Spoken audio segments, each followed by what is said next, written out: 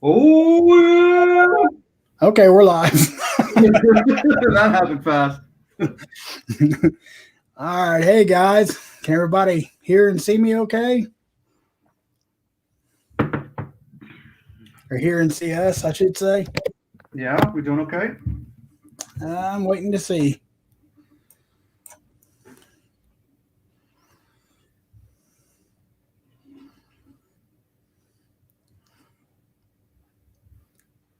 All right. Okay, we are good. All right. Welcome back to Papa Prepper. T here. This is my special guest, Sean. Everybody. I'm going to just go through and say hi to some people real quick, and then we will get right on to it. See who all is here tonight. Be Charming, Kim B, Ashley, Maine's Legacy, Blue Coat Gorilla, Chris Kaufman, Harvey Black 2, SJ Mullins. How are you guys doing tonight? Comrade Radio Prepper.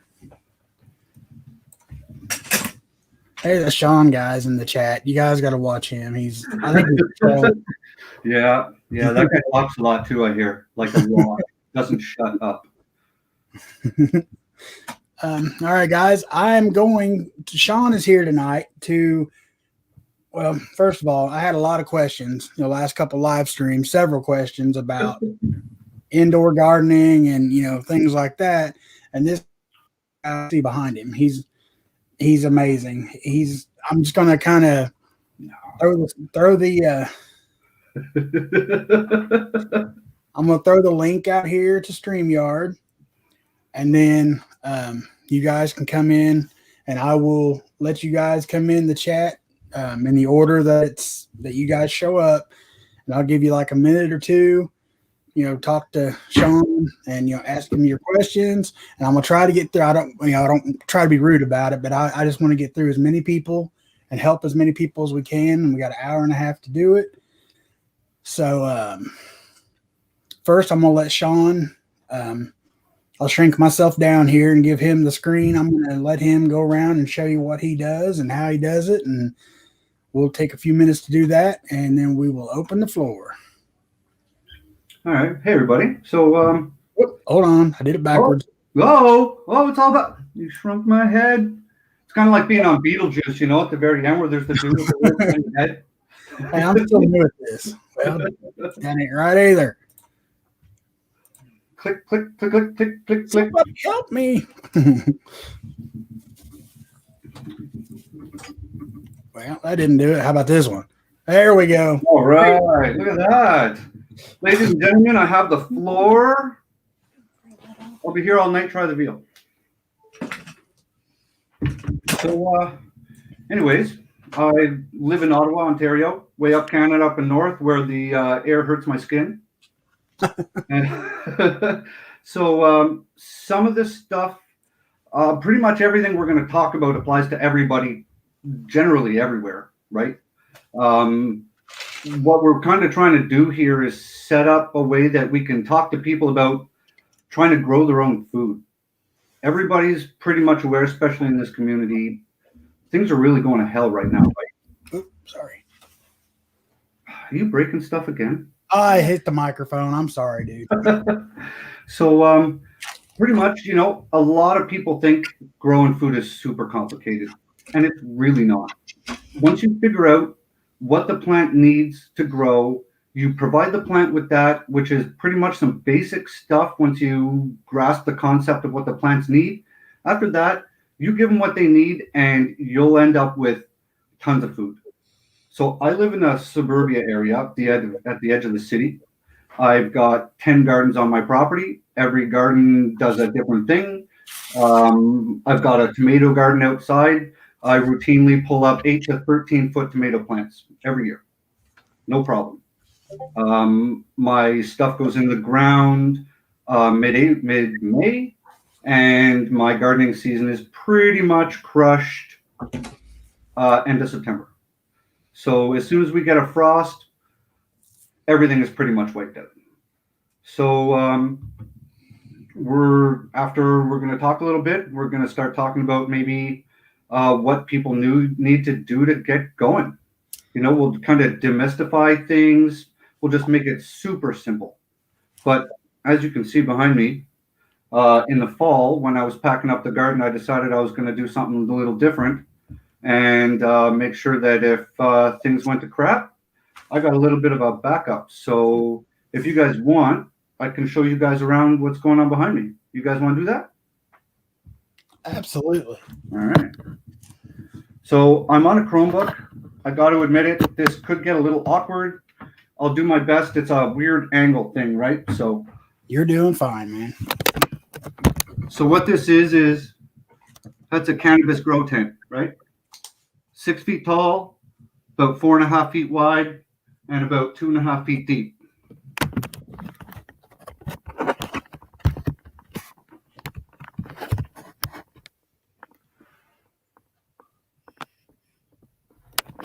Let's get some angles here. There we go. So we've got tons of stuff going on in here. And pretty much my choices for growing things came down to how fast will it grow? How fast will I be able to start harvesting out of it, right? And days to maturity. So things like lettuce, right? We've got 3 kinds of lettuce going on in here. So it's really simple, guys. It's just in a plastic cell, and each one is in its own little tiny cell, maybe 3 by 6 inches by 6 inches deep.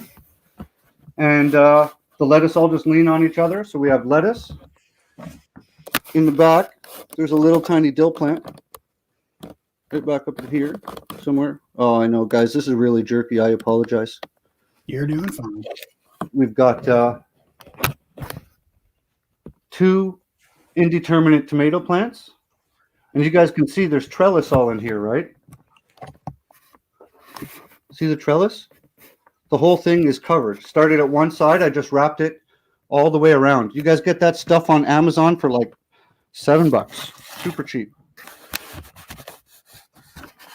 So growing tomatoes, they're already flowering. There's a flower up there. I planted these things less than 2 months ago, right? These plants are 3 feet tall. The ones behind me are about 4.5 feet tall. Down there in the bottom, in the middle, are 2 super shepherd sweet peppers, but they're taking forever to grow. But peppers always do. Yes.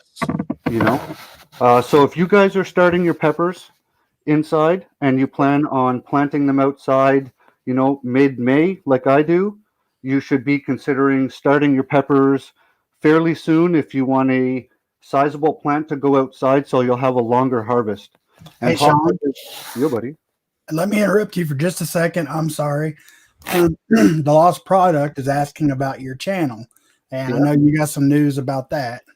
So do you want to tell them that real quick? So I was actually thinking of starting up my own channel, right? Everybody keeps mentioning I should, so I'm going to call it the Green Thumb Prepper. I figure because I do a lot of gardening.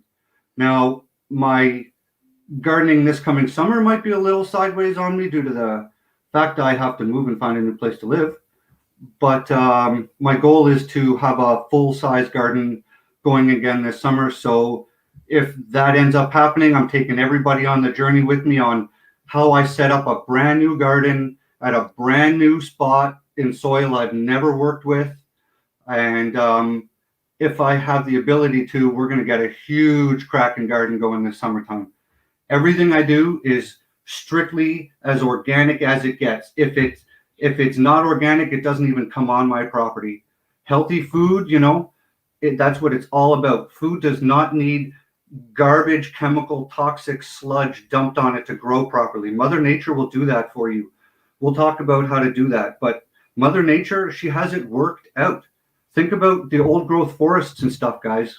Mother Nature knows what she's doing. So you replicate what she wants, and your plants will just grow like gangbusters. Absolutely. All right. I'm sorry I interrupted you, man. Go ahead. No problem. You're already asking, dude. I told you they would. That's okay, guys. Ask away. That's what this is all about, right? We're trying to learn. Here's if you guys haven't seen, look up top. See those big ass things up here? These are snow peas. They've hit the top and they've wrapped around the top bar. They're, I don't know, 7+ feet long at this point. And they're not flowering yet, but that was more of an experiment. I just wanted to see if they would grow.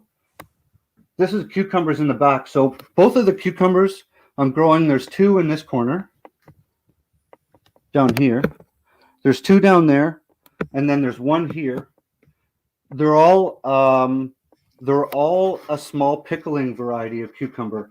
So what I'm going to do is I'm going to allow them to grow up the corner, and I just keep tying them. I'm using twist ties right up in here, right? I just tie it loosely. So what's going to happen is they're going to grow up the corner here, and then when it starts putting out vines, I'm going to tie the vines to the trellis. And there's a system of growing plants called espalier. And what that means is you train the branches of the plant to grow specifically how you want them to. So I'm going to train my cucumber vines across this way, and the cucumbers from here on this side, I'm going to grow them this way. And this whole wall, if I have enough time, is just going to be one great big wall of cucumber vines. And then down in here, one of the last things I got going on, see if we can find it.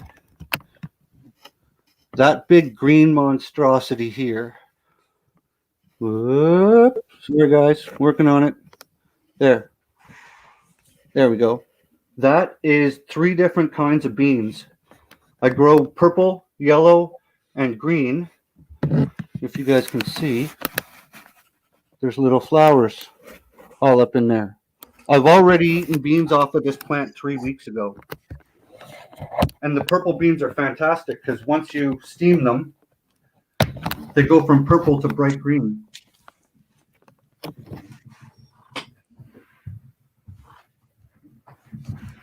So guys, there's basil down there. I've got, look at these basil plants.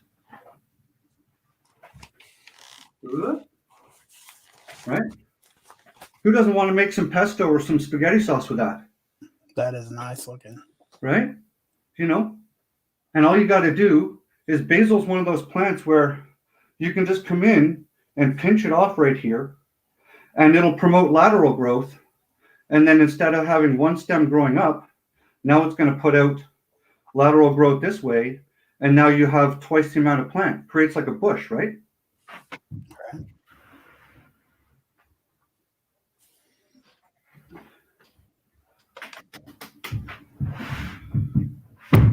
I've got some You questions. guys can set this up at home. This took nothing. There's a little fan up top there. You guys see that? Got that at Walmart. That thing was like $10, right? It's got multiple angles. You can adjust it this way and that way. Couple of speeds. The lights on the bottom are 4-foot T5 bulbs. They're like $40. And that thing up top there, that's a dual bulb shop light with T8s in it. Now, normally I use all this stuff in the springtime to grow. I build a greenhouse downstairs in my living room. Kind of gets put together with IKEA furniture. It's about the size of this, and it sits in my bay window. And I do 200+ plant starts in it every spring. So, Wow. yeah, it's stuff, man. Everything is in like plastic totes, and I do it all. I germinate and grow everything in solo cups.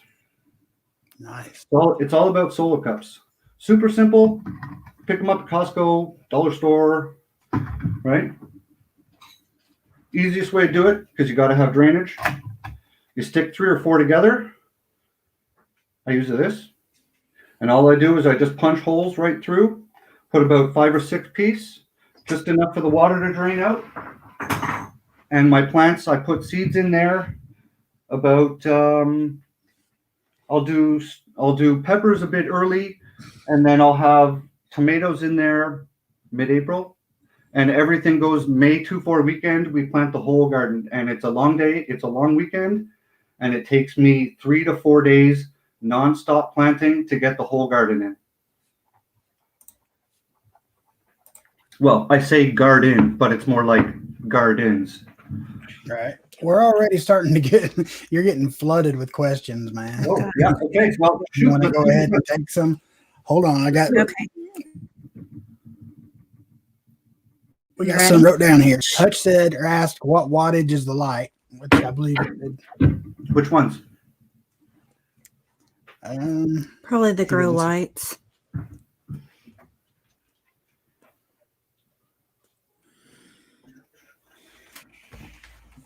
That 80 amps, 60 hertz, 120 volts.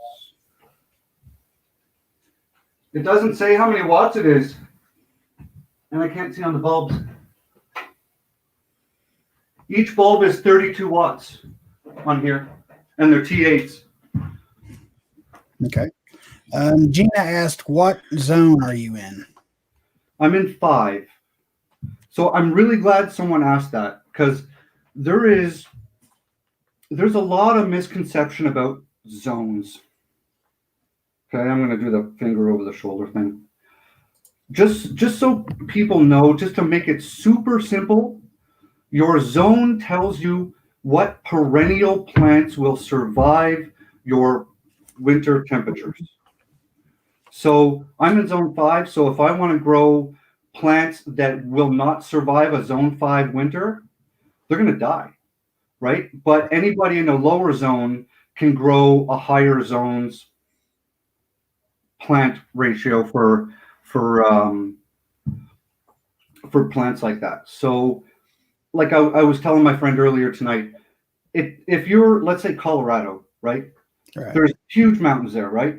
So if you live in the bottom of that mountain and your buddy lives way the hell at the top of the mountain, Wants to you're know. gonna have different frost volumes in your soil. You're gonna have different snow loads, right? You're gonna have all kinds of different atmospheric conditions that affect how your land is for you to grow in an average season, right? So if your buddy who's at the bottom of the mountain has no snow earlier on in the season and he has no risk of frost, then he can start things whereby you still might have 2 feet of snow up there. So for us, people are always like, oh, I need to know what zone I'm in, so I need to know when to start my plants for the springtime. Right. The most important thing, and I say this coming from someone who's in the northern part of the world, right? The only thing that matters to me in springtime for plant starts is my last average frost date. That's all that matters. For me, it's mid-May. So you wouldn't put anything in the ground before mid-May, and I always watch the 2-week weather forecast for after that. And if they're calling for like really low temperatures, I'm not putting my stuff in the ground. I had a buddy of mine a couple of years ago. He did that. He wouldn't listen to me. He decided he was going to plant his entire garden, and he planted like 100 plants.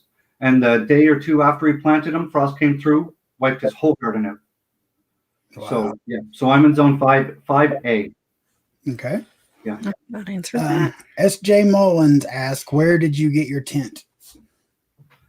This one's on loan to me from some friends of mine. Okay. But you can pick these up on Amazon. You can pick them up on any cannabis, I would go with a reputable cannabis online retailer. Some hydroponics shops will carry them because lots of people like me are doing the same thing with these. These are great. You can pick up a tent this size for like $200. Okay. Gorilla makes top-notch grow tents. Okay. Yeah. The Lost Product asked if you have any advice on growing tobacco. I've never grown it. Okay. So because it's completely out of my realm of experience, I have no idea. I don't even know if legally we're allowed to grow it up here. Okay. Are you using what is that? Kratky method Yeah. of hydroponics? No, I'm not. Only because I've just fired everything up with my lights into this thing. I've seen other people do it. I've seen other YouTubers do it. If you want to watch a really super simple way to set it up, and my gardener Luke, if you guys want some real brain food for gardening, watch my gardener. That man he's like the plant whisperer. And if you want seeds, order from that man too. Okay. He did a whole segment of growing Kratzky in his basement. He uses like just plastic totes with the holes cut in the top with the little cups, and you insert the cup into the hole in the top, and then you just put your rock wool cubes in it, and you put your seeds or your plant starts in there, and you just put. So how that works is the liquid that you fill the tank with, you put all of your fertilizer in it at once, and then you just pretty much just close the lid, and all the roots just grow right through the rock wool and right through the little cup that's got all the holes in the side, and the roots just dangle right into the nutrient solution, and they pull out all the nutrients that they're going to need right out of that liquid. Yeah, and they'll just grow straight up. So you could do all kinds of stuff in one of those things. Okay. What type of fertilizer do you use, and how long do you run your fan? The fan is only off right now because it's a lot of background noise. Okay. So what I've done is the whole setup is plugged into the Stanley power bar with a surge protector on it. And so it's super simple. I know, guys, the place is a mess. I'm in the middle of moving. It is what it is. So what it is. The fan runs from 7 in the morning until when I shut the system down at 11 o'clock. So everything is tied into that power bar, except for right now I pulled a couple of plugs just to make it easy for us. But at 11 o'clock at night, I flick that red switch, everything goes off. And then in the morning, I flick it back on and the whole system fires right up again. Now you said you have like 10 gardens outside as well. Now, are those raised beds, or what do you do outside? So I have my tomato patch, and that's a designated tomato patch. So I used to be an arborist in a past life, so I had all the access to wood chips I wanted, right? So last summer I decided it was going to be the summer where I just put everything together. So I have wood chip pathways. I have garden beds measured out to the inch. So the way it works is I've designed the garden so you can walk through it. So I have a tomato garden. On the side of that, I grow all of my lettuces against my fence because they're partially shaded.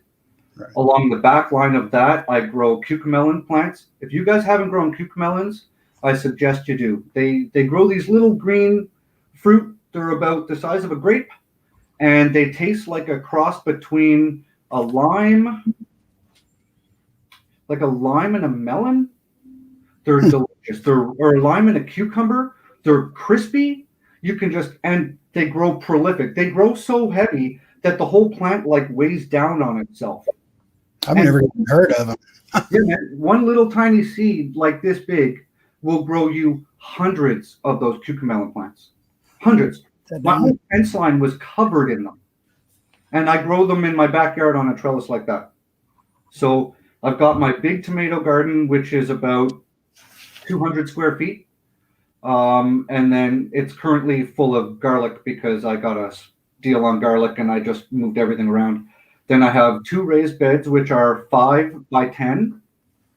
And they're side by side across my back fence like that.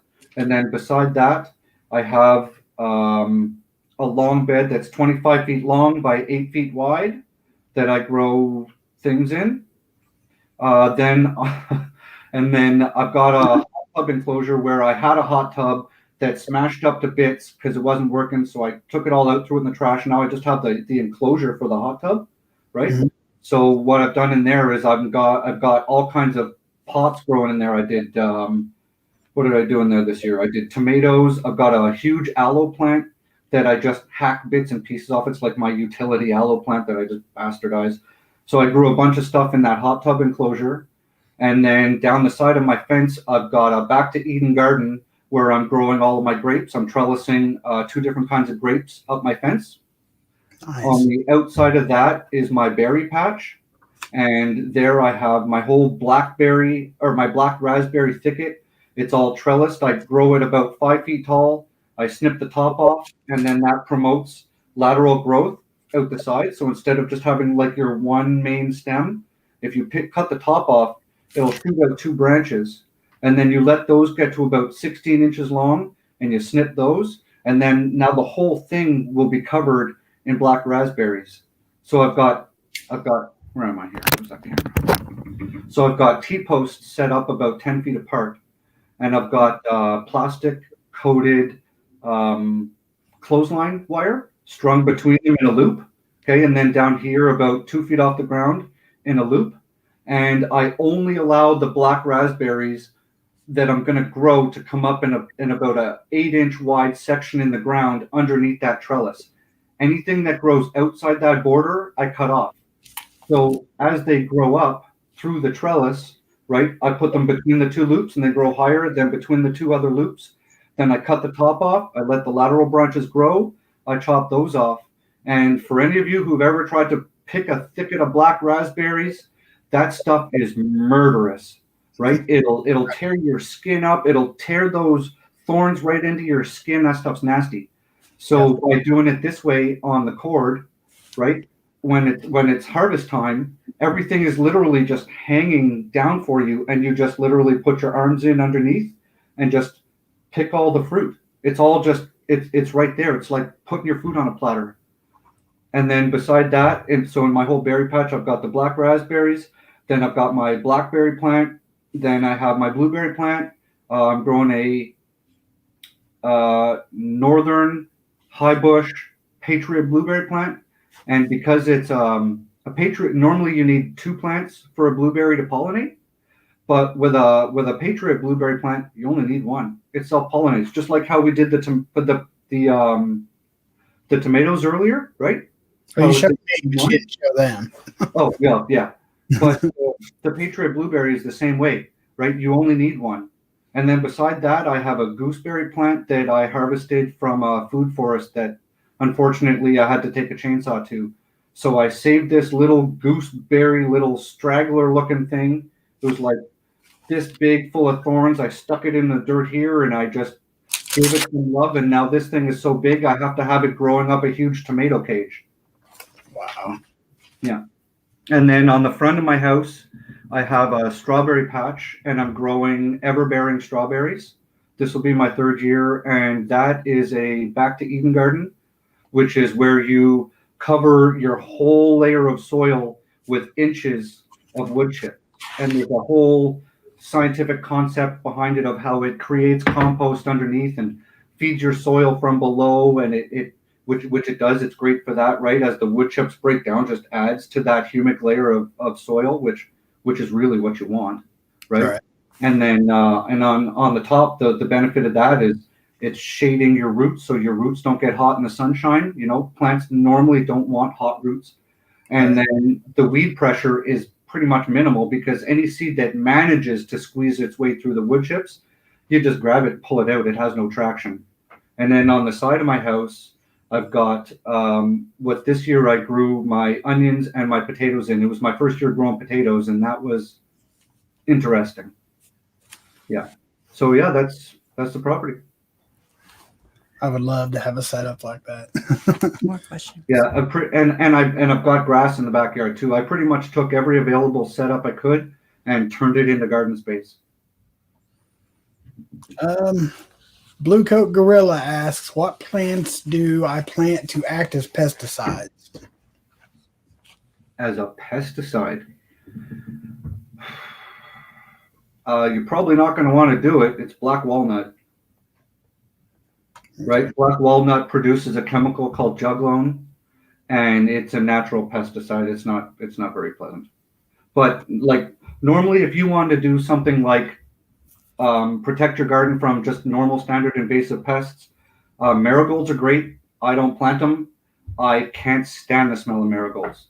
They work great, but for me, I just don't want to smell that smell when I'm in the garden.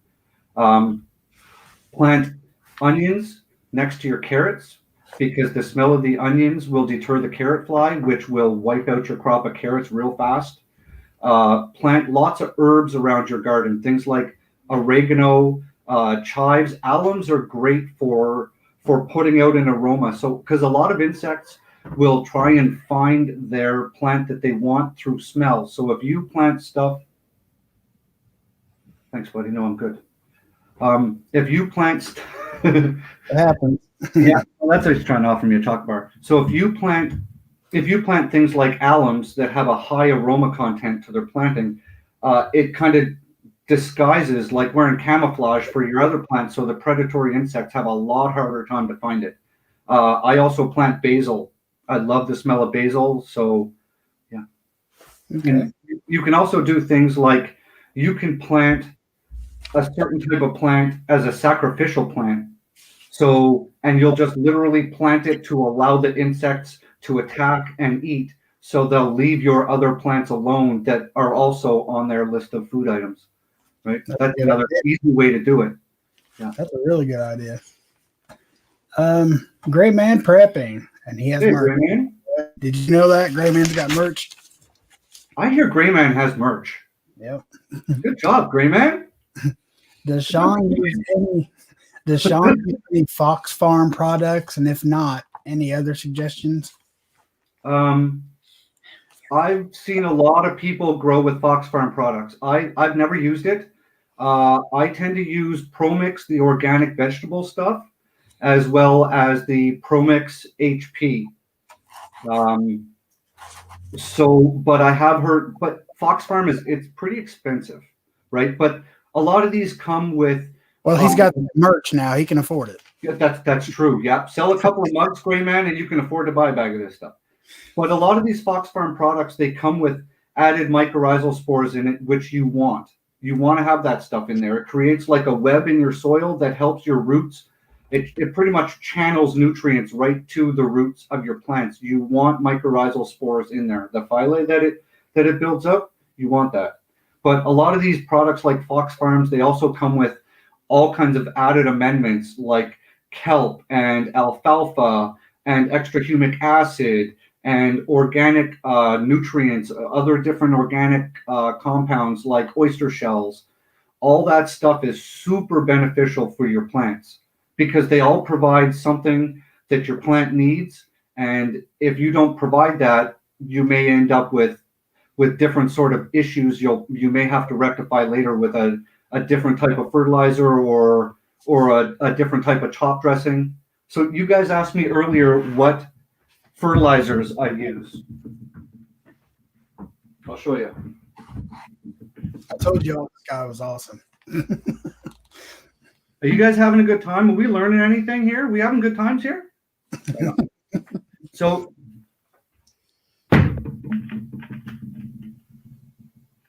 there you go. Guy Green. It's the only stuff I trust. I have fantastic results with this stuff. It's not overly strong. It's organic. So the benefit of an organic fertilizer, guys, is your plants will only use the amount that they need. If you dump in bottles of like toxic fertilizer, salt fertilizers, your plants don't know what to do with that, right? And they'll suck it all up, and then things get all wonky and stuff if you over fertilize with that, and it doesn't take much with that stuff. It's really strong.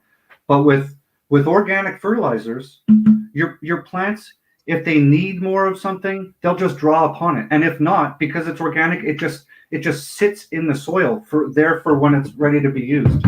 So this stuff is for when I'm trying to grow green stuff, right?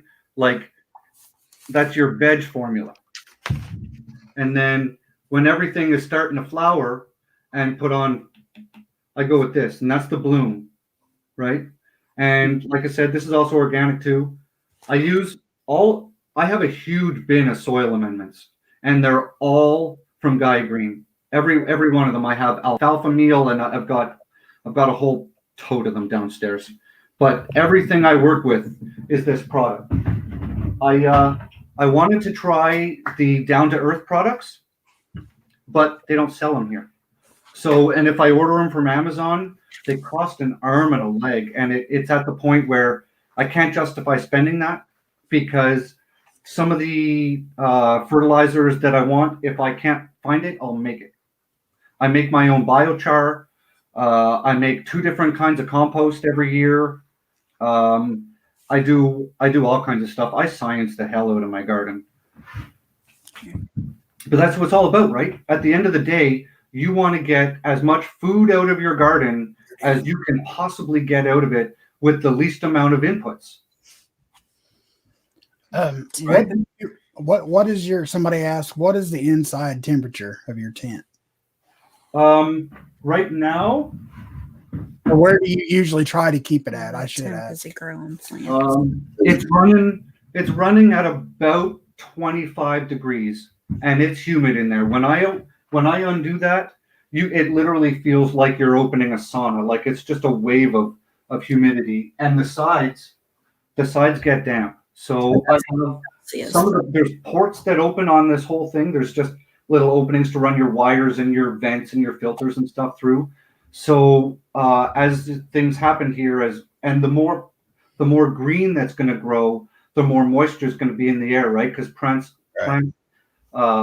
exude moisture from them. It's just a fact of life. So as this gets bigger, I'll probably start opening more ports and just adjusting it that way. And if I have to, I normally run the fan on speed 2, and if it gets like really moist or whatever in there, I'll put it at 3, because I can't cut back on the watering, right? Though the amount of liquid that has to go in there is only going to increase as the plants grow. So,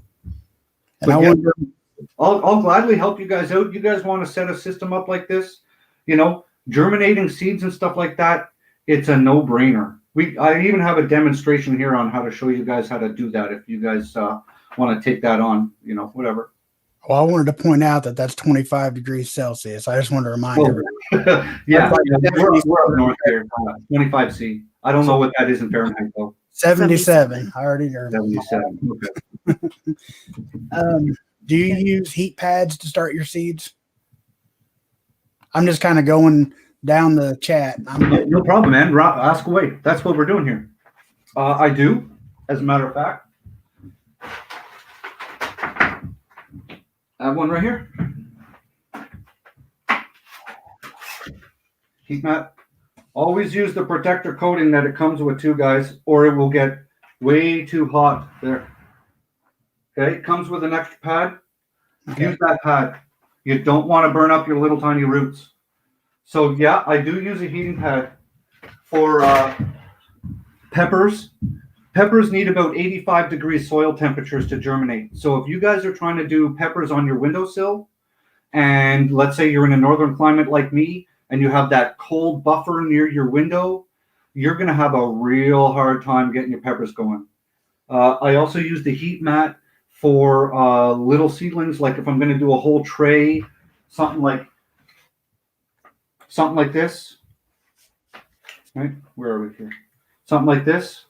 Mm-hmm. If I want to do that with lettuces and spinaches and stuff, and I want to get them going pretty quick, and if I'm a little behind or I realize I have some more space, right? I'll put the heat mat under here. And I also use the heat mat for tomatoes. Get them nice and warm. Blue Vandal want to know how tall his pepper plants usually get. Oh, I missed a question sometime back. Blue Vandal asked, how tall do your regular pepper plants get? Last year I did, what did I do? I did paprika peppers, King of the North sweet peppers, Super Shepherd peppers, Mexican garble peppers, jalapenos, sweet banana peppers. I think I did another one. I can't remember. I think I did 7 last year. The jalapeno peppers get about 2 feet tall. Actually, most of my peppers got give or take about 2 feet tall. But we had some really hot weather last year, and we had some really dry spells. And I was out of town for blocks of the season. So one of my problems I had last year with just my garden in general was keeping it watered on a regular basis. And that's really important for your plants, that you water them on a regular basis, because then they start to expect the water on a regular basis, right? So they don't freak out or whatever, because what you want is you want your plants to send a deep root down, right? The deeper the root, the more nutrients they pick up, the sturdier your plant is, the healthier your plant is, and it gets a lot more food, because like my soil in my backyard is in some places 14 inches deep that I've been working for 7 years, right? I started out here, those raised beds I made from scratch. They're 2x10 by 10-inch tall, and I filled those from scratch. I went to a quarry with a dump truck, and I just brought a load of soil here, and then I've been amending that for 7 years. So you can take your hand, and you can just push your hand straight down into my soil until you're buried up to your forearm. I practice no-till gardening. I will, and I have run rototillers through gardens only when I'm setting up my garden, right? If I'm on a new spot of land, or if someone had a garden going there, right, then I will rototill it. After that, I practice no-till gardening. Now that for some people can mean different things, right? Some people, for that means they won't touch their soil. Other people, they'll use a broad fork, and they'll just put the broad fork in and kind of tip it and just loosen the soil a little bit and work their way through, right? That's how I do it. I'm trying to, you don't want to, so you have in your soil, right? You have layers in your soil for your soil biome, and it's how your soil settles, and life lives in different areas in your soil, right? So, and you have the phylae from the mushrooms and everything in your environment that grows the phylae. Like, you ever go into a forest and you lift up a bunch of leaves and you see all that white stuff underneath it, right? That's what you want growing in your soil. If you see that in your soil, you are doing good. That stuff is perfect, because what that's doing is that's like a great big underground mushroom, right? And that collects nutrients because it's all right through the soil, and then it wraps right around your plant roots, and they create a symbiotic relationship. So you want that. The largest living organism in the world is a underground colony of phylae. It's in like Oregon in a forest. It's the largest organism in the world, and it is huge. It covers square miles. Wow. Yeah. So you want that stuff in your soil. I'm gonna beat you. Terry B asks, can you tell us best way to compost? So I do. Thanks, Terry. Appreciate that. I guess you know Terry. Yeah, I know her. Yeah. So I cold compost and I hot compost. Your cold compost, that's what a lot of people do. They've got one of those compost things in the backyard. They throw random bits and pieces from their kitchen scraps in it. Maybe some grass from your yard. Throw your weeds in there, right? So that's cold composting. That's anaerobic composting, which means it doesn't really require air. Everything is pretty much just rotting, right? So compost is done by bacteria, right? The whole process of everything breaking down is done, it's all by bacteria. So with a cold compost, it's slow, it rots, it stinks. You smell the methane gas coming off of it, right? Right. So I do that over the course of a summer, because it's just easy to throw my kitchen scraps in and stuff. And at the end of the season, I'll end up with some soil in the bottom. But I normally do a hot compost pile every single fall. And that thing, by the time it's built, is about, give or take, 2,000 pounds. And I build it. Yeah, I source all of my own ingredients for it. I pre-make biochar about 6 weeks before I'm making my hot compost. So that way, when I put the hot compost together, then I put layers of biochar inside the compost, so the biochar is able to absorb a lot more of the bacteria life that's in there. So hot compost, pretty much what it is you're taking specific bacteria that live in nature that require oxygen, right? And so you're pretty much using those to break down your straight up plant material and you can have full compost done in roughly 18 days. Start to finish, raw product to garden ready compost, 18 days. Wow.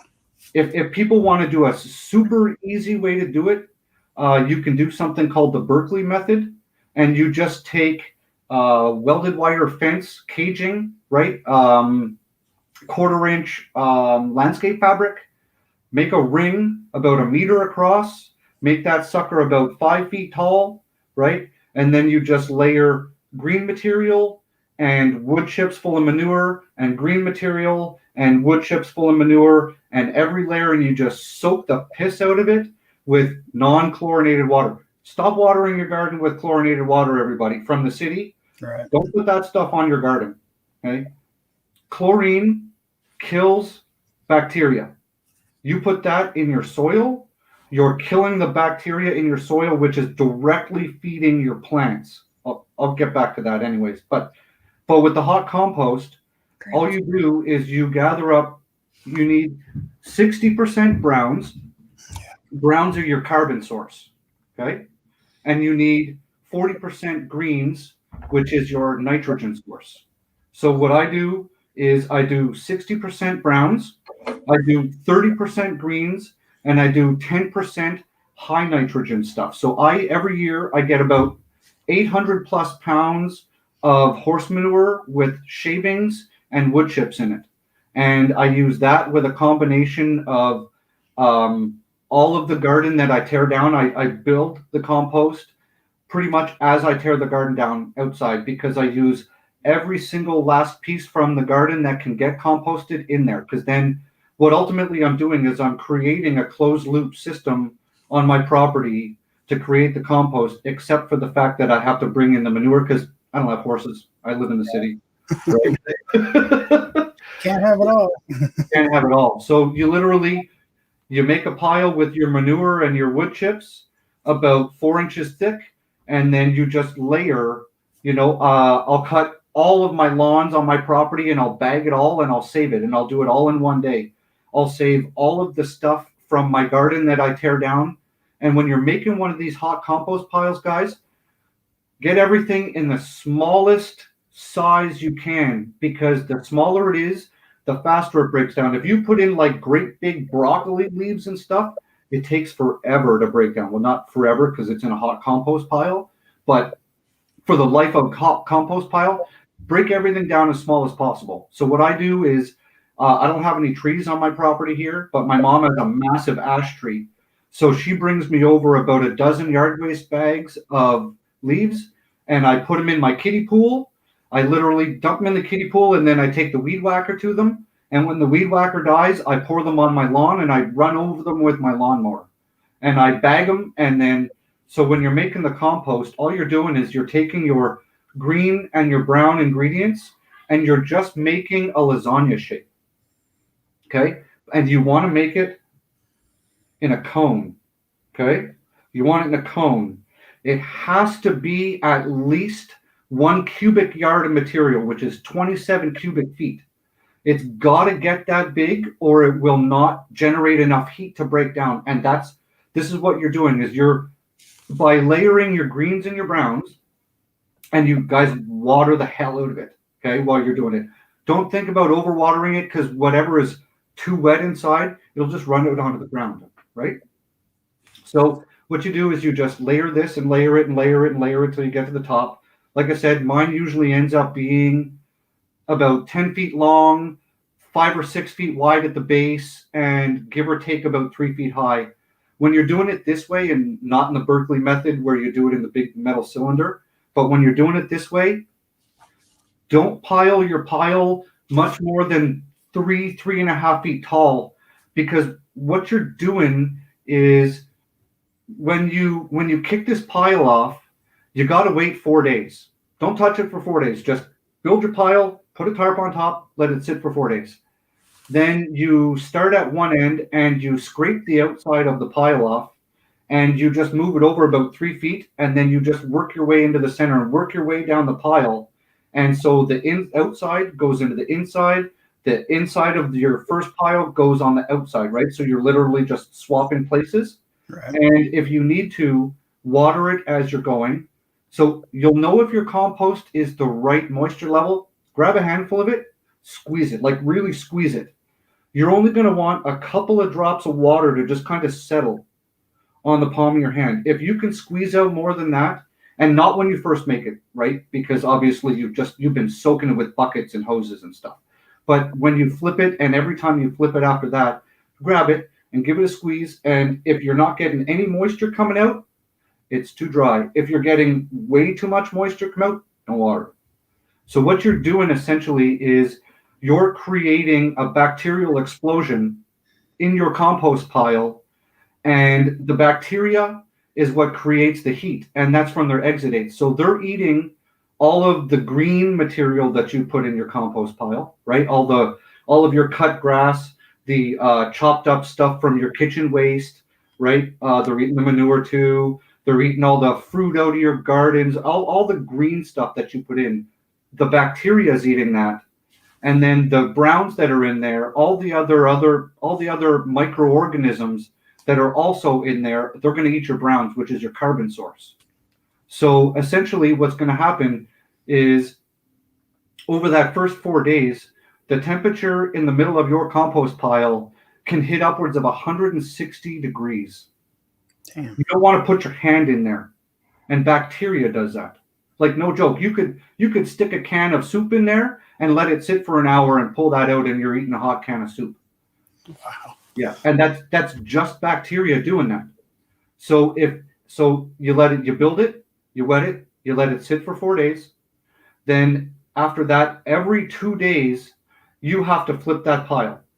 You've got to flip it, because remember when we talked about the other kind of composting with the anaerobic compost, the cold composting? Mm-hmm. Those bacteria, they don't really need oxygen. And there's nasty stuff in there. There's like E. coli and salmonella and stuff. They grow in a cold compost, right? Which it's part of nature. It's everywhere anyways.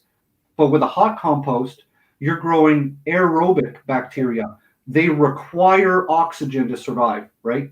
So that's why I said don't build your pile much more than about 3 feet. How about waist high? Because the weight of the pile after that will start to push it down, and it'll crush out all of the air pockets that your bacteria is living in. So as that happens, the heat caused by bacteria and there's a population explosion, which just increases how hot your pile gets, and it just gets hotter and hotter.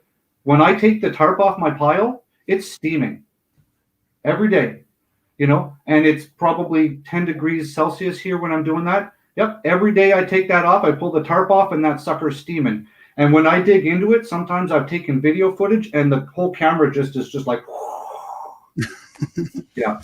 So, and you just flip it every 2 days, and you'll see it, and it will literally, within like the first 5 flips, you're going to be like, nothing in here is really that recognizable anymore, right? It works that fast. And even if it works a little slow, so if your pile is getting smelly, add more carbon sources to it. If your pile is not heating up as much as you want it to, you want your pile optimally to sit at 135 degrees, right, for 5 days. That will kill all of the harmful pathogens that are in your compost. It'll kill all of your weed seeds, guys, especially if you're using horse manure. This is super important. Find out what feed is being fed to the horses where you're getting your manure. This is absolutely critical, because some horse feed is sprayed when it's growing out in the field with broadleaf pesticides like Grazon. This stuff, what it does is it impedes the cell stacking feature in your plants. So your plants will just grow all gnarly, and they're no good. Grazon, when it's sprayed in farmers' fields for horse feed, they just want the straw to grow, right? Or the hay to grow. So that Grazon and stuff will go directly through the horse's digestive tract, and it will be 100% completely chemically viable in the horse's manure. 100%. And if you spread that on your garden, if you make hot compost with that and you put that on your garden, you will literally wipe your garden out. Like, dude, I'm talking like, get your shovels, Get your wheelbarrows, dig all the soil out of your garden, bring it to the landfill, and start from square one. Wow. Yeah, that stuff is nasty. So for all you people out there, if you've got a horse farmer, right, and he's got manure and you can go and get it, make sure he is not spraying things like Grazon on the feed that's going to his horses, because you will literally wipe out your whole garden for years, right? You might as well just pour gas on your garden and just burn it. Yeah. Okay. This one about watering. Do you have drip lines? Somebody asked. I was actually in the process of setting up drip lines. I use soaker hoses. So what I have is at the water bib of my house. Your water bib's where your water comes out, guys. So remember I told you guys, don't water your garden with chlorinated water? Yes. The chlorine will kill the bacteria content in your soil. So there's a private joke between me and my friends that I don't grow plants. I grow bacteria, and my plants are just a side effect from that. Okay? Yeah. Like, I'm pretty serious. That's one of the reasons why I grow biochar. So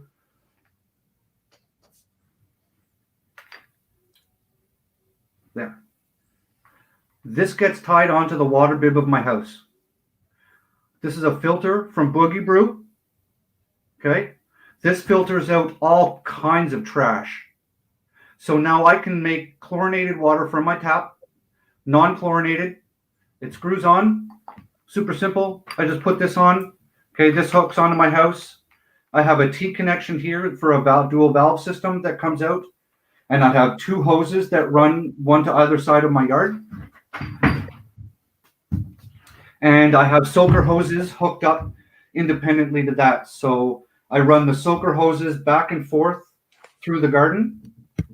And that way what I can do is I can just turn on one side of the garden or turn on the other side of the garden as I need to. Or if my tomatoes are looking really dry, I can just run the full pressure to that soaker hose.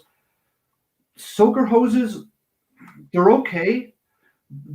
If you have 50 feet of soaker hose connected together, though, it doesn't put out a lot of pressure at the end, guys. So I'm going to go irrigation. I was actually planning to, but like I said, I got to move out of here, so irrigation isn't in the works for me right now.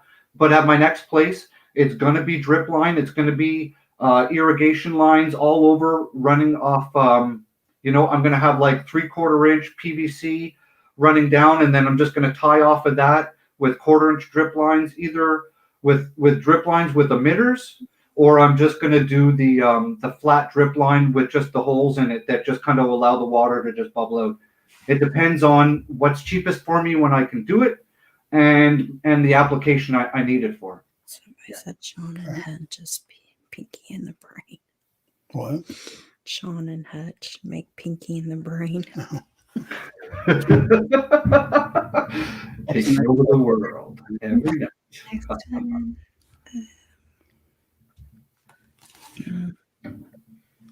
That he just answered.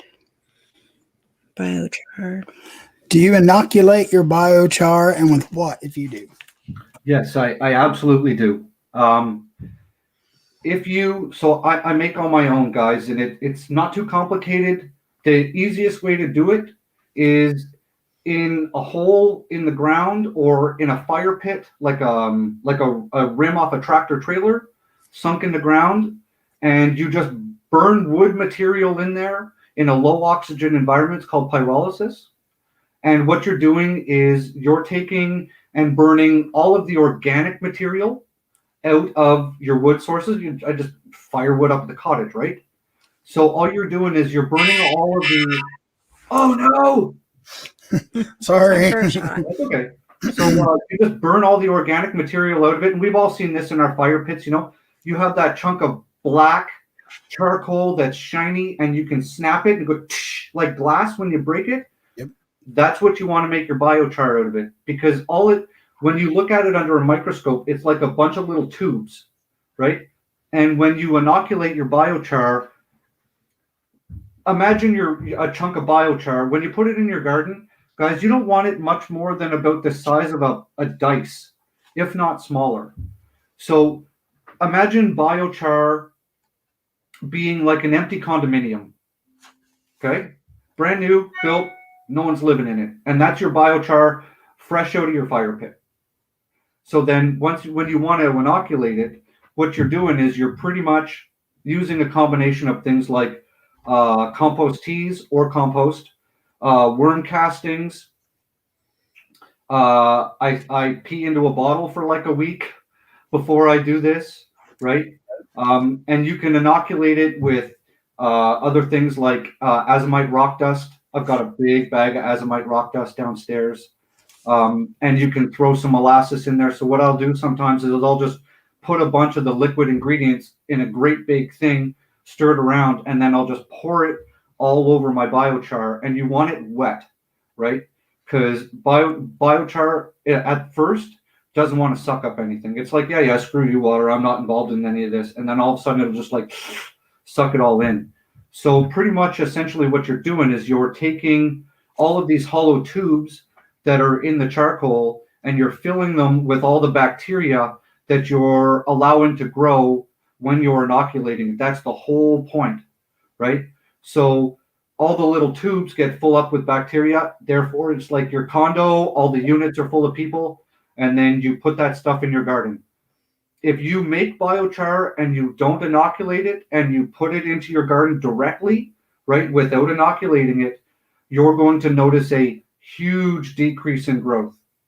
It's going to strip all of the nitrogen out of your soil. It's going to pull more nutrients out of your soil because when you put it in your soil, it acts like a big organic nutrient sponge, right? Because it's charcoal, right? That's why people take it when they drink too much and all the rest of that stuff. Right. So if you put it not inoculated into your garden, you're going to have a bad growing season. But if you inoculate it first, you filled all the pores up with that of the biochar now. You can plant that in your garden. And there's been studies that say people are seeing a 500% increase in crop volume from amended soil. People are running this stuff at 10% volume in their soil. I'm probably at 1 or 2% because I've got 500 plus square feet of gardening and I just can't make pounds and pounds. I probably make about 200 pounds a year, but spreading that out over all of my gardens, it doesn't lay on thick, right? So, yeah. What's the next question?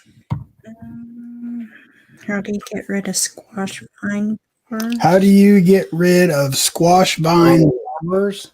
Those things are sent from Satan. Yeah.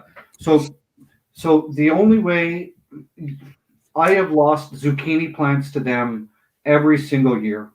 I have gone so far as to lie down in the dirt with a razor blade and a piece of wire and done surgery on the stems of my zucchini plants, pulling out those little larvae. Like, no joke. Yeah, man, they're like, I don't know, a little less than a half an inch long.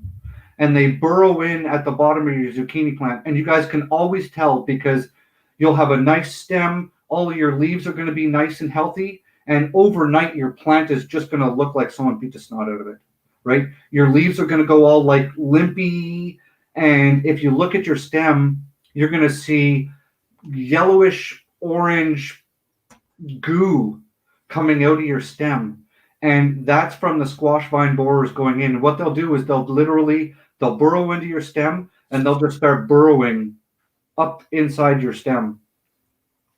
And yeah, and the only way to get them out, guys, and I've tried putting aluminum foil around the stems, didn't work. I have tried cardboard toilet paper rolls around my stems, that didn't work. So now pretty much I'm just, if I lose them, I lose them, and they get pretty bad up here. I haven't had one garden season where I haven't lost at least one zucchini. So I plant extras and I grow extras in the greenhouse just because I expect losses. So yeah, but you can get in there. You can get a small little really sharp knife get a little piece of wire like a twist tie, one of the firmer twist ties, not the ones that are super wimpy, and then just bend the tip into a hook and cut a hole down the length of your stem, and you'll have to be on the ground. You'll probably need a flashlight, and you can get in there and you can fish these larvae out. But if you miss the one up in the very top when you think you've pulled the last one out, if you leave one, he's literally just going to keep digging his way right up. Yeah. Bastards. I hate them. Any, well, I don't know if they have moles, but any suggestion on mole control? Do you guys have mole problems up there? Zero. Nothing. No. So, how do you defeat a cabbage worm? How do you defeat cabbage worms? We have cabbage fly here, or cabbage fly. They fly around. It's a white butterfly about this big, and I chase them around my yard all the time. My neighbors think I'm nuts. Yeah. We have stuff out in the backyard. I've chased them with my hose. I don't have normally issues with them interfering with my plants because I'm outside in my backyard a fair amount, and whatever I just happen to be growing, they really don't seem to like. So I don't really have to deal with them. I just try to always just chase the butterflies away. But this year was really, really bad for Japanese beetles. They ate my grape plants down like crazy. I go outside every day with a Tupperware container with soapy water in it, and I just go to the plants, and sometimes there's 3 or 4 of these little bastards, and they're all having a little orgy on the plant, and you just grab them and you just pull them off, toss them in the water, and just work your way down the grape plants. That was my biggest pest pressure this year.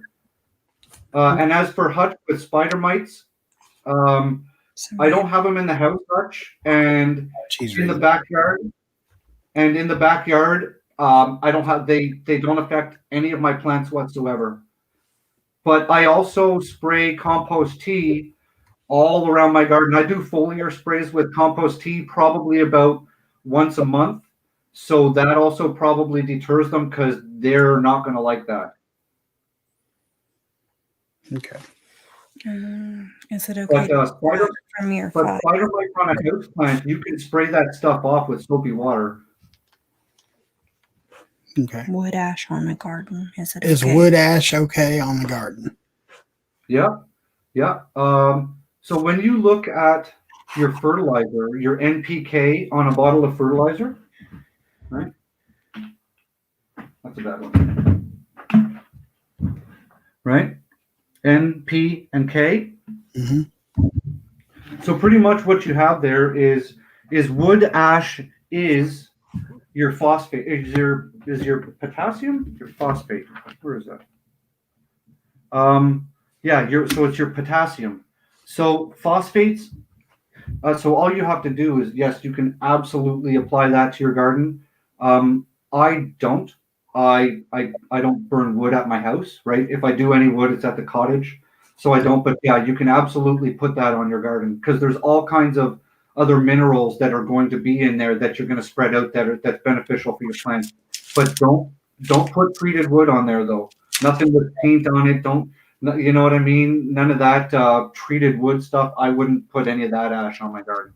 But you can take it out of your wood stoves and stuff and spread it around. Yep. Okay. What is the biggest mistake people make for zucchini? Biggest mistake with zucchini. So I grow golden zucchini and I grow dark green zucchini. A lot of people probably don't give them the space that they need. Some people may not realize that a zucchini vine can get like 5 feet long. Right. And I mean, they're putting out some huge leaves, right? So you want to keep an eye on your zucchini. That's another thing people have problems with because those leaves are so big, and then the fruit is growing right off the main stem. I'm in my garden tending it regularly, And I have missed zucchinis that are like the size of my forearm, and I'm in my garden constantly. You know, those things, I swear to God, they have some sort of invisibility powers or something. Yeah. I think there was just one more. But Is it? zucchinis are also, they've got a lot of green on them, right? So before your zucchinis start flowering and producing fruit, you Mhm. can give them a fairly high dosage of a higher volume of nitrogen in your fertilizer if you want to get your plants large enough before they start producing fruit. Because when they produce fruit, you're making the plant kind of do double duties, right? But if you want a more sizable plant, you can hit it with a little bit of a higher nitrogen based fertilizer, because that's where all of your green growth is coming from, is from your nitrogen in your fertilizers. Okay. I tried to trellis my zucchini this year. That did not work. They do that in Europe. They'll plant it in a pot or in the ground, and they'll put a big stake behind it. And as the vine grows, they'll just tie the vine up the stake. And I tried, but like I said, I was gone large portions of the summer this year. So this year's garden is not the norm for me, even though I planned it differently to grow different crops this year in different ratios than I normally would, just because it was 2020 and everybody knew what kind of a year it was going to be, right? So I wanted to make sure that nothing got planted that wasn't directly usable in a format, right? I wasn't growing any froofy stuff that was just an experiment and it'd be fun to do. I grew tried and true things that I knew I could rely on to feed myself. Right. But if you guys want to try trellising a zucchini, it was really cool. I suggest, when you're tying it up, don't use anything really thin. Something maybe like a stretched out pair of pantyhose, right? Because it'll stretch and it won't pinch off the stem. And the nice thing about it was, as I tied it up to the stake, you could see all the zucchini fruit growing off the stem as it grew, instead of being all shaded and lying on the ground where, like, critters love chewing on your zucchini, right? They'll come up to your zucchini, they'll take 2 or 3 bites out of it, and they'll piss off. And now you're like, dude, eat the whole thing or leave my plants alone. So, right? I lose so much stuff because critters come and take 1 bite out of it and spoil the whole thing. So growing it on a trellis like that, if you guys want to try that, it was super simple.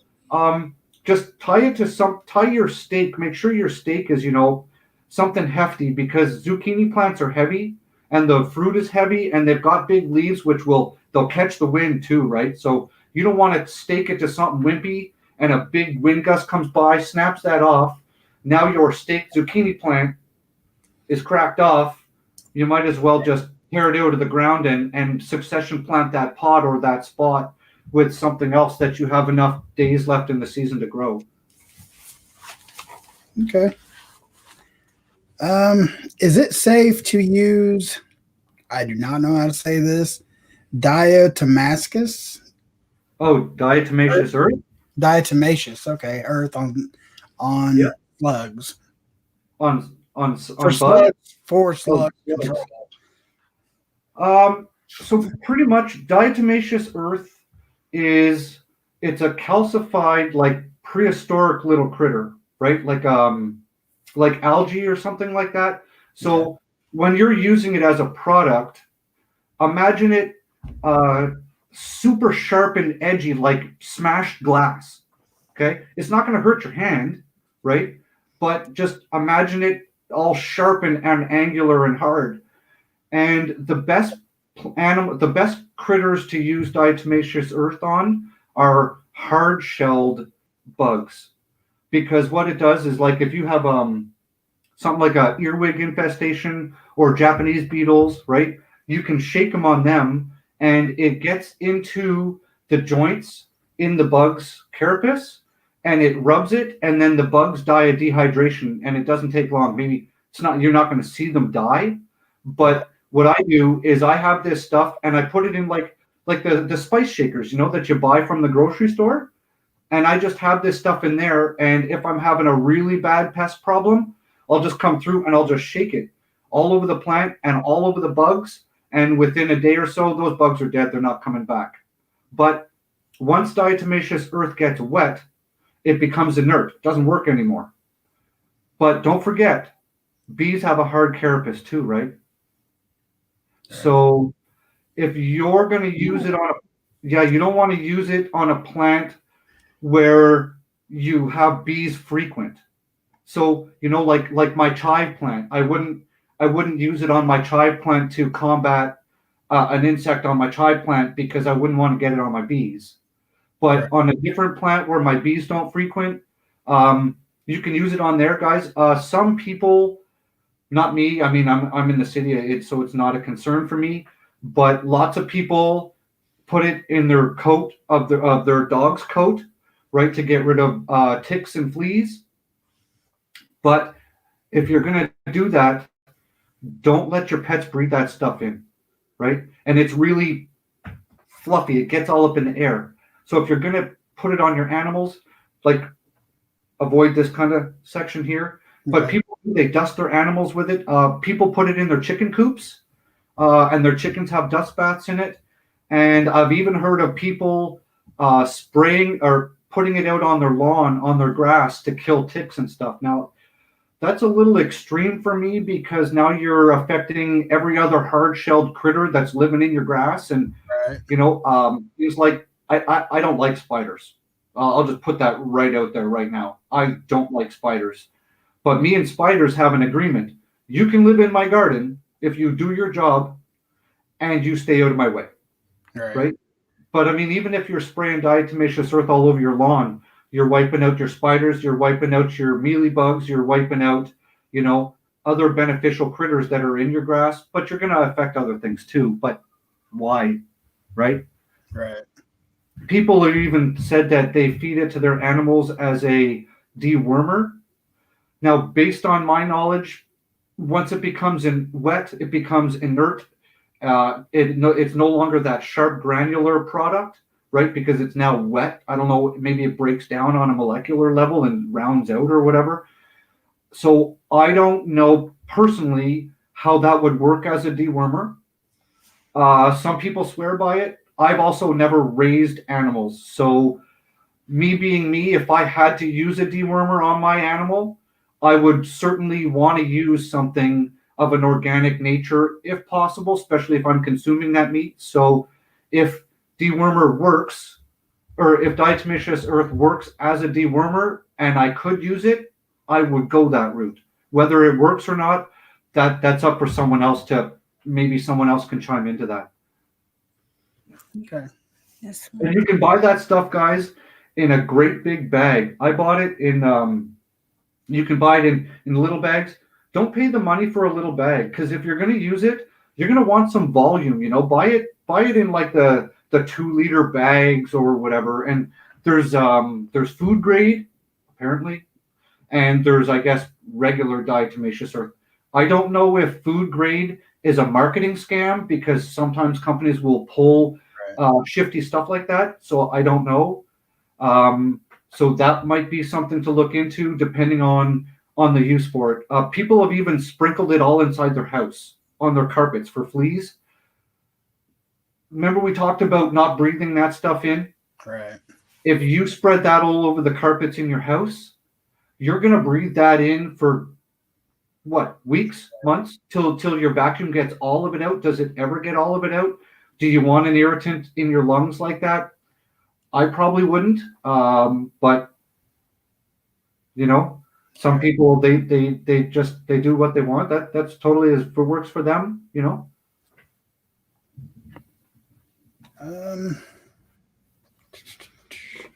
What was Right here. What are some quick plans to fill in for succession planning? Like you want to do like a fall planting. They didn't say. Okay. So what you can do is on your seed packages, it'll say a days to maturity on it, right? So that's from germination till when you're eating the fruit. Things that are super fast, you can be eating radishes in 20 days. I wouldn't suggest growing microgreens outside. Because when you grow your microgreens, you're only growing little tiny things, right? You're growing the cotyledon, or for some microgreens, you'll let it grow long enough to eat your first true leaves. So when your tomatoes are coming up already? Yeah. Okay. So it came out of the ground and then it put out two kind of rounded shaped leaves at the top, right? Yep. So those are your cotyledons. Those are your first leaves. And then it's going to shoot up and then it's going to create more leaves. Those are your set of first true leaves. So if you're going to transplant your little seedlings, like if you're doing little seedlings like this, right, in little cells like that, wait till your plants at least have your set of first true leaves before you start messing around with them and trying to transplant them. But quick things to grow. Like I said, the beans back here behind me, I was eating those, I think, less than a month and a half after they went into the ground. And this is not optimal growing conditions here, right? I mean, I'm using lights that are decent, but it's not a high-powered LEDs, right? I put this together. This is my seed starting equipment. It's not full-on flowering producing. So you can do beans, lettuce, spinach, radishes. What else? Parsley grows quick. You can grow all different kinds of lettuce, guys. Lettuce is super simple to grow, and lettuce is great because it's a plant. Oh, you can grow cilantro. Cilantro grows quick too. Okay.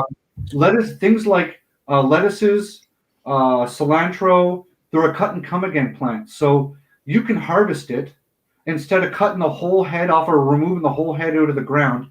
You can harvest your lettuce two ways. So you'll have your head of lettuce, right?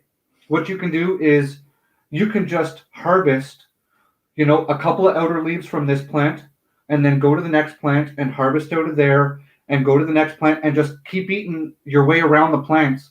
You can do this 5 or 6 times per plant because they grow out of the center, right? The leaves grow to the center like that.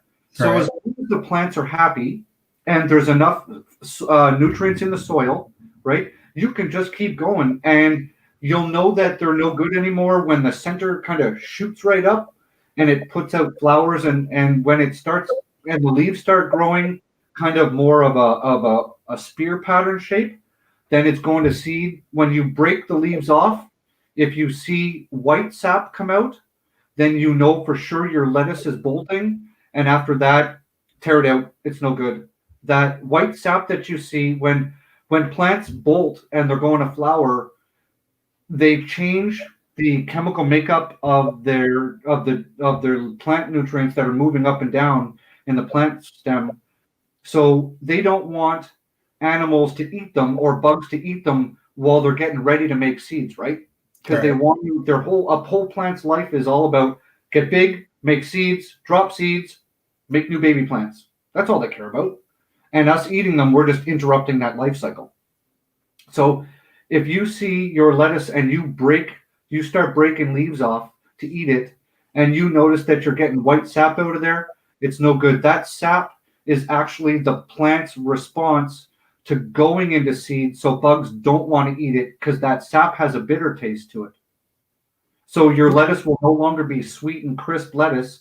It's going to be like almost like eating mescaline mix. You know the salad, the mescaline mix salad, how it's kind of tart and bitter, right? Your lettuce will taste like that when it goes to flower.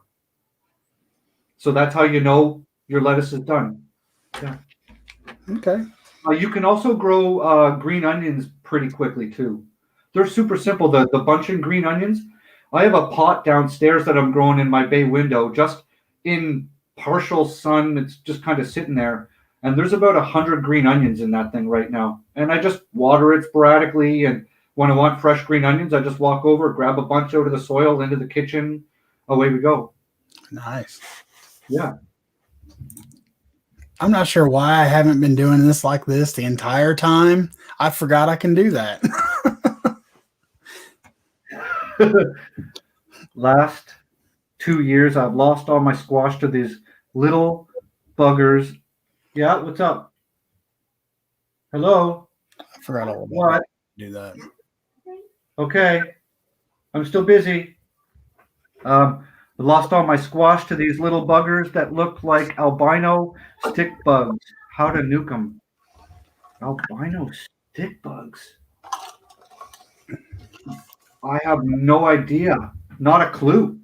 Um, I don't have those here. Whatever those are, your best bet may be to just to Google figure out what they are based on like a Google image search, because there's apps now that you can use that take a picture and it'll spit you out the type of bug, and then maybe jump on some gardening forums. Someone somewhere is definitely going to have that information. Okay, so it is 8:56. So John's live starts at 9. But it's up to everybody here and up to Sean if you still want to answer a few more questions or if you got to bounce or most of them. I mean it's completely up to you guys. I'll leave it up to you guys.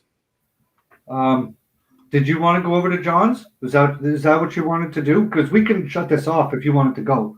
Oh, it's up to you guys. Do people want to stay?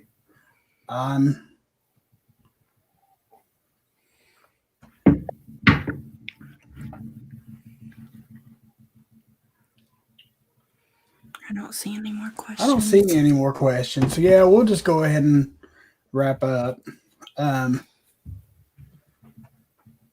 Somebody said they need a butt break. So Yeah. Well, one more question. Hold on just a second. We'll do one more question. Just because of touch. Best way to grow head lettuce? Hutch, I grow mine. I literally dig a trench and I'll take my lettuce seeds and I'll sprinkle them in the trench, and I allow my head lettuce to grow touching, and I grow rows about 2 feet wide, right? And just one single row of lettuce all the way up, and I'll grow the next set of lettuce, the next trench of lettuce, like 8 inches beside that, and they'll grow and they'll all grow straight up together, and they'll grow in rows. They'll self-support each other. It's super simple. Look up square foot gardening, like Luke at MI Gardener. If you want to see how I grow my lettuce and he grows it the same way, you just grow them in rows, but nice and tight, 6-8 inches between each set of plants. And then all you can do is you can just come with your scissors and then just cut up to the first couple of plants about 2 inches off the soil level, 2.5 inches off the soil level, and just work your way down the row. When you get to the end, right, go on to the next row. But this stuff will just grow right back up through the center again, and you'll have another full head of lettuce. And you can do this multiple times. So I guess this might be our last question. Do I have my own channel? No, guys. I think I'm going to set that up probably tomorrow, and we're going to call it Green Thumb Prepper. What do you guys think? Think that's going to work? That sounds awesome, man. And people, Harvey Black 2 said, Papa Prepper, need to do this again in a week with Sean. So, I mean, if you want to come, guys, if you're going to have your own channel, I mean, it's up to you. Well, what we can do, guys, is I literally have, I'm going to move this. See all that crap down there? That's all stuff I got together to do demonstrations for people tonight. Maybe next week. So Demonstrations. I know that there's people out there that have never gardened. I know that there's people out there that are terrified of doing it wrong. So if you guys want, we can absolutely do this again. That's I'd be totally down for that. And I can show you guys multiple ways to germinate your seeds. Super simple, brainless, easy peasy. I can teach my 6-year-old to do it. We can talk about seed starting mix, because that's coming up for a lot of people, right? Like for me, normally I'd be putting my stuff in the soil in my greenhouse about April 1st for certain things. Yeah, hang on, Marbury. Let's write that down.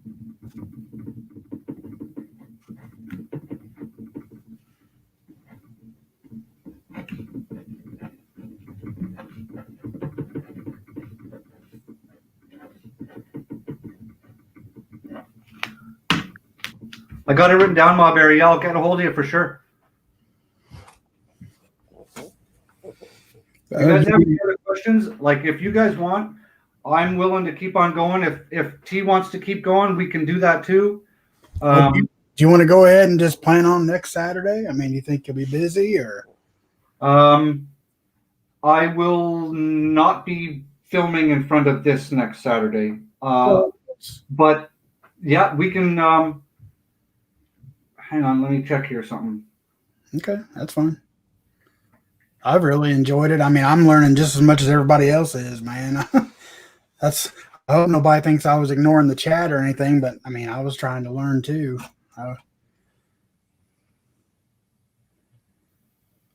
And everybody, thank you for, being here. And I told you he wouldn't disappoint. He knows this stuff. Yeah, guys, I'm having a blast. And like I said, so just so you guys know a bit of my background, so I'm 42, and I've been landscaping since I was plus or minus 16, 17 years old. I spent about 3 years as a professional arborist, pruning trees for the city that I live in. We were contracted to climb a tree. So I climbed trees for 8 to 10 hours a day. And my job was for tree health. I hate cutting trees down. So I got a job where I could literally climb trees and make them healthier and happier. So I've got that knowledge base behind me on like how plant structure works and what happens when you trim a branch and when you cut it a certain way, because you can do all kinds of stuff with a plant. If you know certain training techniques, Hutch knows what I'm talking about. I'm looking at you, Hutch. You can train plants to do all kinds of stuff. And before COVID hit, so I've been actively gardening in backyards for almost 12 years now. And right before COVID hit, I was about to apply for my Master Gardener's license. I was going to take all the courses and be a certified Master Gardener. And now I'm currently looking into taking a permaculture design course. Yeah, CB, I do have an email. So you guys can probably reach me on, I guess, somehow through my channel, right? Through my YouTube account, I guess. People have said they could. I don't know. But what I'll do is I'll get my YouTube channel set up probably by tomorrow night. And I will have a brand new activated email address. It'll probably be something like greenthumbprepper@gmail.com. Yeah. Right? Something like tied to the channel. So you guys seriously send me messages if you have questions, if you want to brainstorm, if you're whatever it is, don't hesitate, reach out. My goal here, guys, tonight was literally to show you guys that you can grow food, you can grow healthy food. You don't have to put like industrial grade toxic poisonous sludge on your land to grow food. I'm going to tell you guys something, okay? This is what you got to know right now. The bacteria and your soil biome is the most important thing on your whole entire piece of land, okay? The critters that live in your soil are what control everything that happens with your plants. If you have a healthy soil biome, water with compost tea, right? Put organic compost on your soil, right? And grow in that. You will not need any of those others. Now you can absolutely, you can substitute. I've got no problems. I use this sometimes on certain things when I need some plants to kick off and get going.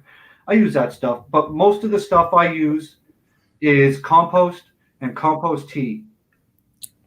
Your plant roots trade nutrients with the bacteria that live in your soil actively, back and forth.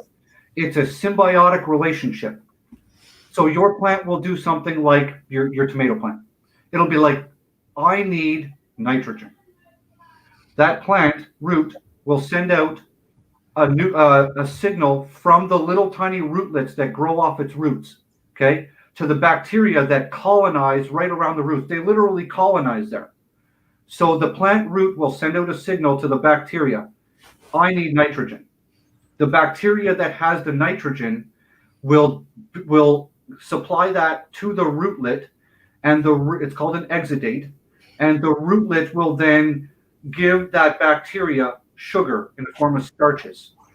So it's a constant trade-off. Food for food for food for food all the time. That's how your plants get their food.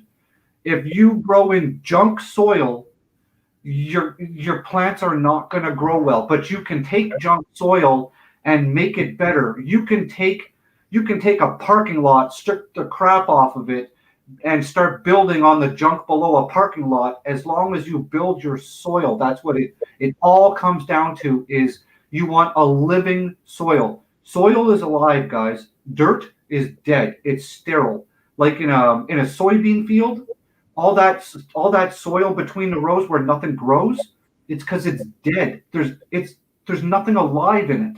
That's why farmers who grow mass ag like that, every year they plant and they spray and they fertilize and they fertilize and they spray and they fertilize, and they have to fertilize, and it becomes a vicious cycle, and it gets bigger and bigger every year because they kill the soil. They kill the soil more and more every year with all of the agricultural fertilizers that they use. That soil is dead. It's junk. And you can bring that stuff back to life by inoculating your soil with living bacteria like that. Hutch, in my compost tea, it's super simple. I do it in a 5-gallon bucket. Where are we at? 5-gallon bucket. Good old Home Depot.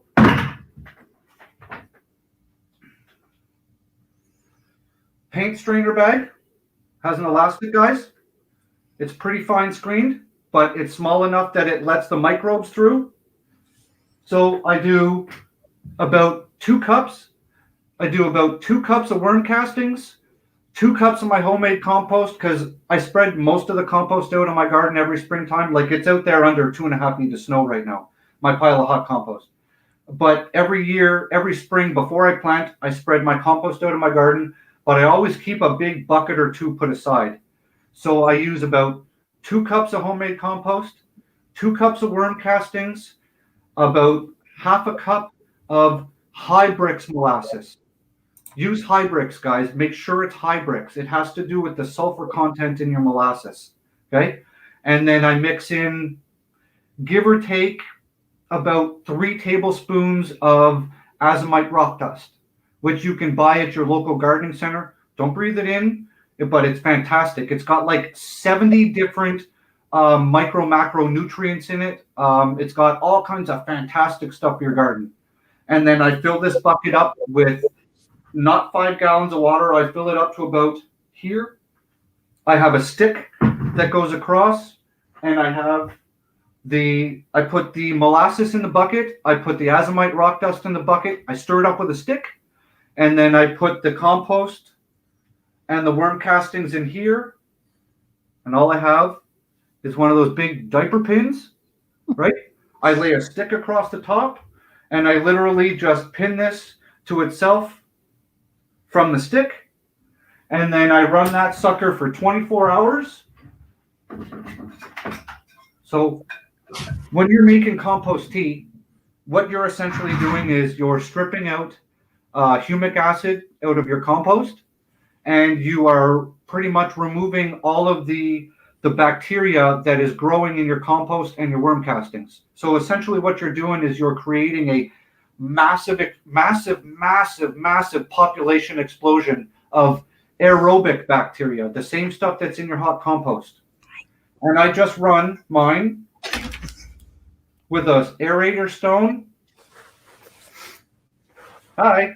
No, somebody over high in the chat. I'm sorry. No, it's good. And a fish tank air bubbler. Now, I've also cut 2 of the ends off the line, so they would have an air stone on them, but my air stones, see it? It's just fish tank hose, bud, right? It's just a big tangle of mess. But my other air stones got all full of crud, so they stopped bubbling. So I just cut them off, and now I just have the air stone and 2 lines. And the valve system that it comes with, every cheap fish tank system comes with this crap, right? And you run this stuff for 24 hours. You gotta oxygenate it.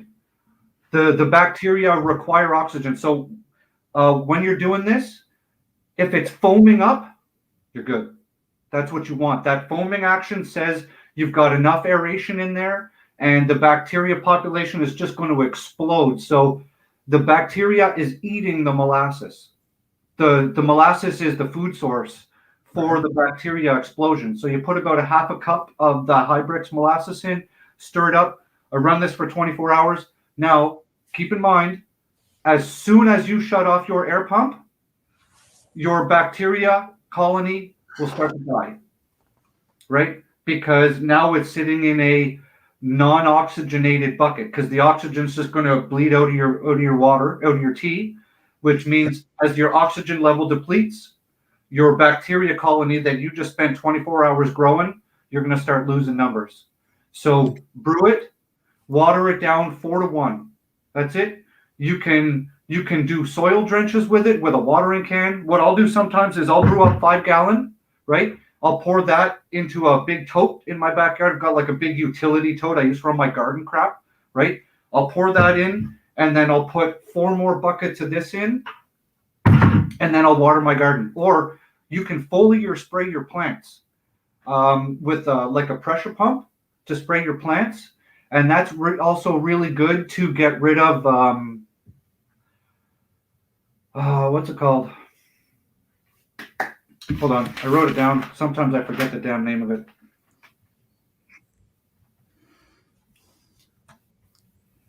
Powdery mildew. So some places powdery mildew is really, really bad. It'll wipe out all of your cucumbers and your zucchini and your melons. It'll just come through, and you'll notice all your plants get like a white, fuzzy dust on it. That's powdery mildew, and that stuff is crap. But you can also get rid of powdery mildew by spraying it down with a combination of dish soap, olive oil, and something else. I forget the ratios. But what you're doing is by spraying it with the dish soap and the oil, you're altering the pH of the plant, because it's a mold, and molds need a certain pH in order to grow on.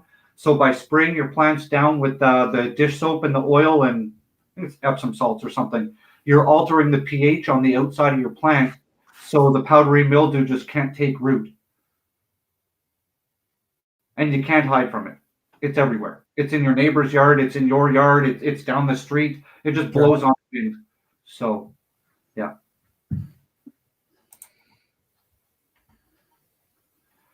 Oh yeah, Hutch. It can be bad, man. It can be bad. I caught a virus on my cucumber plants last year. I had 20 cucumber plants, about 10 of each, and I caught a virus called anthracnose. And the only way I could cure it was to nuke my plants with like a nasty, nasty insecticide, pesticide, something or other to spray on them. And I'm like, I'm eating off of that.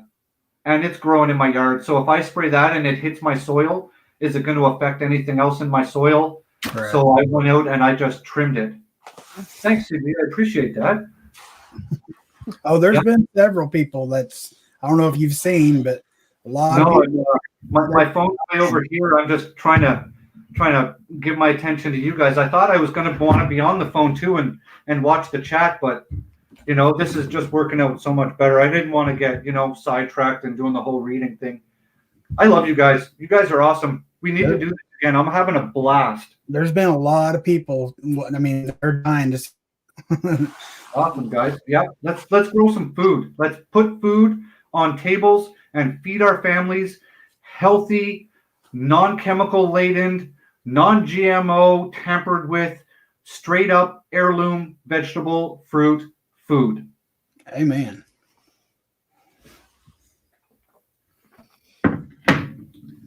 But yeah, if you want to Oh, I'm sorry. Go ahead. No, it's okay. I was just going to tell you. I mean, we've got each other's emails now, and whatnot. If Yeah.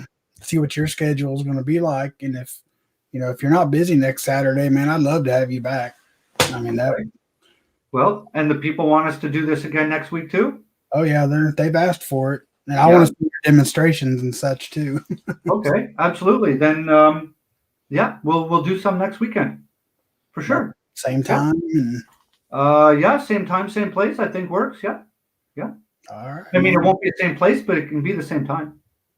Okay. Are you moving this week or? No, I'm going out of town. Oh, okay. Yeah. All right. Yeah, I don't have. So how it works is I've been evicted, right? I rent a home.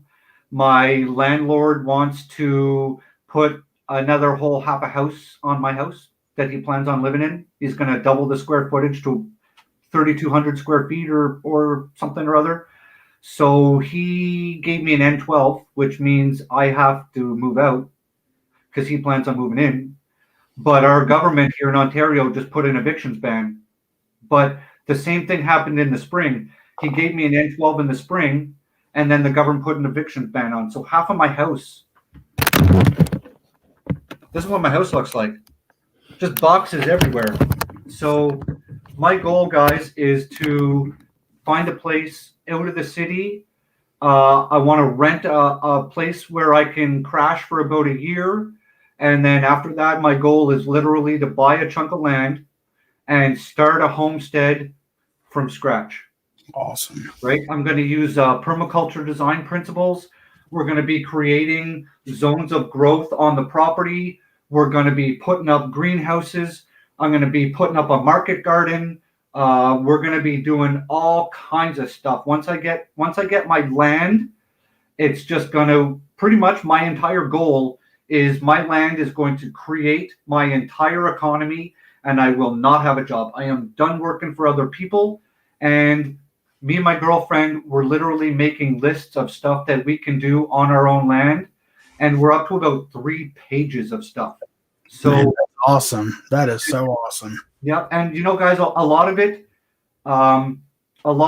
is simple infrastructure with a high return rate, and the whole goal is to create systems. I'm a systems guy. That's just kind of how my brain works. I figure out the most efficient way to go about solving a problem or running a program. And so like Connor Crickmore, he's a gardener, and this guy is switched on. If you guys want to watch someone, watch Connor Crickmore. He's a systems guy. That's actually what he did for a living. So when we get our homestead, we're going to put all these systems in place that require minimal inputs, high outputs. Everything on the garden is going to be as organic as possible. And the final end goal is a complete closed loop system on the farm where zero inputs get brought in from exterior off my property. Nothing. Like we're talking growing our own fodder for our animals. We're talking about growing amaranth as a secondary flower source because my girlfriend's celiac, right? We're talking about making the home. Pretty much the only thing I may have to leave the homestead for to purchase food wise might be salt, sugar, right? Your general sort of stuff, but we want to make it as closed loop system as we can. Yeah. I've thought about getting a horse. We kind of have a standing rule that animals will not be on the property unless they have a designated use and purpose, right? Because every animal on a farm has to do something. And horses are crazy expensive, right? At the moment, like if it comes down to having an animal to work a plow, I would much rather get something like a mule because they're easier to maintain. They're constitutionally stronger. And horses are super expensive, right? So in the meantime, I would probably end up having some sort of powered equipment to help run the farm, tractors and stuff. Like I'm not going to break my back. Right. We're going to put in Like I want to use things like if we have streams running through our property, I'm going to design ram pumps that are going to pump free water onto my land and cost me zero hydro power whatsoever. If you guys haven't seen ram pumps, it's just an inlet outlet system where it pressurizes a tube and the water comes in, pressurizes a containment vessel, and just has a continual pressure line out the other end. And these water lines will climb hills, and you don't have to have any hydropower to run it. Zero electricity to run it. Runs itself, right? We're going to set up solar. It's going to be as off-grid as possible without probably being off-grid. At this point in time, I got kids, so there's certain expectations I'm going to have up front, right? I'm not going to have my kids living in the dark ages. So, yeah. Right. But sorry, I just chicken manure. Chicken manure is fantastic, but it is super hot, right? Sure. It is really hot. Don't take it from your coop and put it on your plants. You'll burn your plants. You can take your chicken manure and you can compost it. You can use that manure and your deep bedding from your compost or from your coop, and you can run a hot compost pile, run that sucker a month with a bunch of greens. I mean, you can go out to a field with a scythe, right? If you're in an area right now where you have green stuff outside and you're not frozen like I am, you can have a hot compost pile and be using your stockpile of chicken manure and have it reapplied into your garden in a month from now, and it won't be hot anymore because the hot compost pile will break it down. Right. If you're not going to hot compost it, and don't apply it to your plants, make a pile, let it sit for a good year, and let it just break down, and then apply it after about a year, because you don't want to put the difference between like a hot compost pile and hot manure. You don't want to put hot manure on your garden. Right. All right, man. Well, I'm going to end this so everybody can get over to John's, but don't jump off here. We'll talk here in a second. Sure. All you guys, thank you guys for being here so much. We both appreciate it. We've both been very excited all week to do this show. Yeah, absolutely. And yeah, we'll get everything ironed out, and I will post a video. We'll let you guys know about next Saturday. It sounds like it's probably going to happen. So until next time, God bless y'all. I love y'all. Thanks everybody for coming out. I really had a good time here. If I kind of demystified some things for you guys, kind of opened up your eyes to what you can do on a small format, like what I've got behind me, guys. It doesn't take a lot of space, and there's a lot of food growing in there, and there's going to be a lot more food in there in about a month from now as these plants really take off. And if we keep doing this, you guys are just going to see the progression of what's happening back there. Don't be intimidated to grow food. Don't. It's really simple. You have some really good resources on YouTube. M.I. Gardener, like I said before, is a phenomenal resource. And he has everything broken down into, you want to grow tomatoes? He's got a resource for tomatoes, cukes, whatever.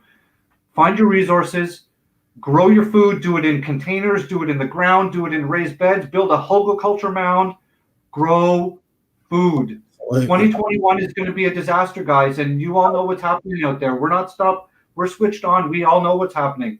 So grow food. Feed your families. Feed them healthy food. Grow heirloom vegetables. Grow heirloom foods. Thanks for coming. All right. I will see you guys next time. Papa Prepper out.